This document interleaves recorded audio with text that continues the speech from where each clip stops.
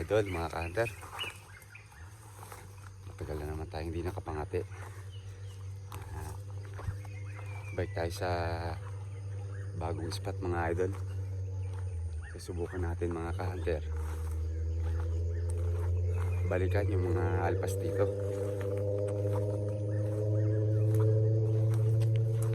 So ang daming natilak, mga ka-hunter. Ang gamit kong pangati ngayon, mga idol, ating purong labuyo. Itong labuyo na ito, mga idol, hindi ko pa ito naihuli. So sana maihuli natin yun. At kagabi, mga idol, napakalakas ng ulan. So yun, may target tayo dito, mga idol. At parang tilak ng mga idol, may pagkabantam, matinis. So yun, mga idol, update ko kayo mamaya, mga ka-hunter. Sana mahuli natin.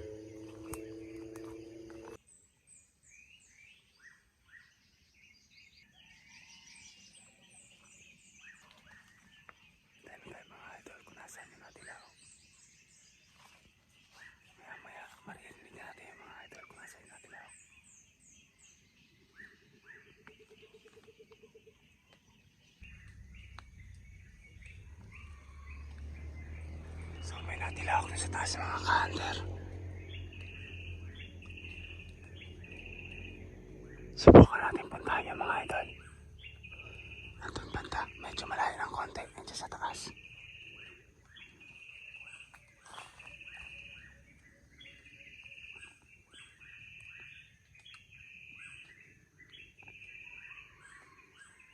Ayan, mga idol, punta natin yun. Mga ka-hunter, nandiyan yung alpaso, nandiyan lang sa kabila na ito. Ayan, mga idol, tara, set up pa natin, mga ka-hunter.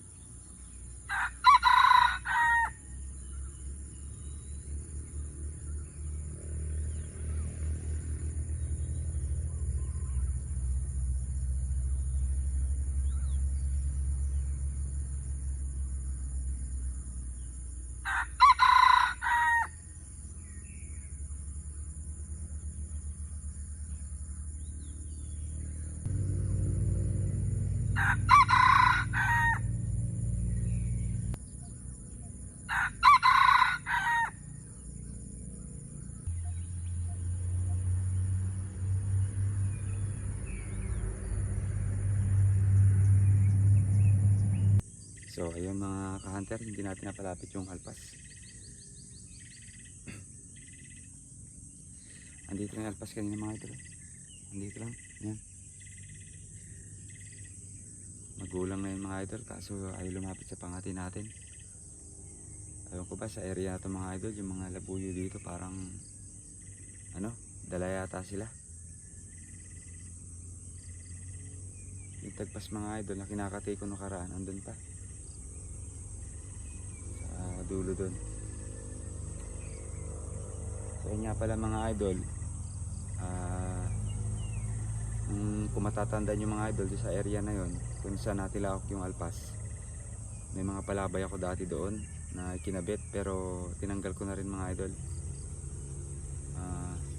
Linipat ko ng area yun mga idol, yung palabay natin. Tapos ka-hunter, may silo rin tayo na paigas na nag-iisa lang. May nahuli nga pala ako doon mga idol na isang tandang, isang alpas, no? Nakahuli tayo ng isang labuyo doon mga idol. Ang problema nga lang mga ka-hunter, patay na nung puntahan natin yung ano na yon, yung labuyo na nahuli mga idol. Ang bilis namatay mga idol kasi ano, nakabitin siya. So yung ulo niya bali sayad sa lupa lang. So sayang mga idol, ang gulang na nun.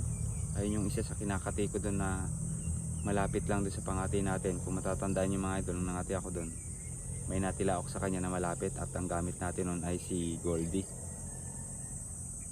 So ayun yung nahuli mga idol sa silo. So ito mga idol yan, no? Ayan yung nahuli natin mga idol, napakagulang na yan. Kung makikita nyo mga idol, mahaba na yung tahid ng alpas na yan mga ka-hunter. So yun, sayang talaga tong alpas na ito mga idol. Tignan nyo, ayun yan mga ka-hunter, sayang pero okay lang. Yun, may natilawak pa dun mga idol, oh.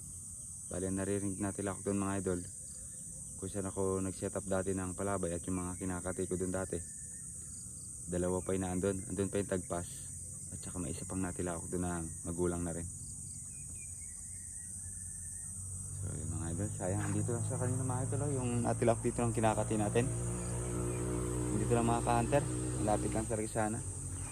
Kasi ayaw ko ba tayo lumaban sa pangati natin.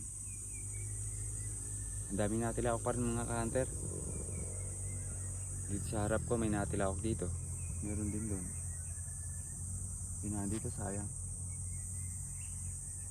Babalikan ko na lang to mga idol at gagamitin natin ng ibang pangati. Gamitin natin si si Unog. Subukan natin sa susunod si Unog dito.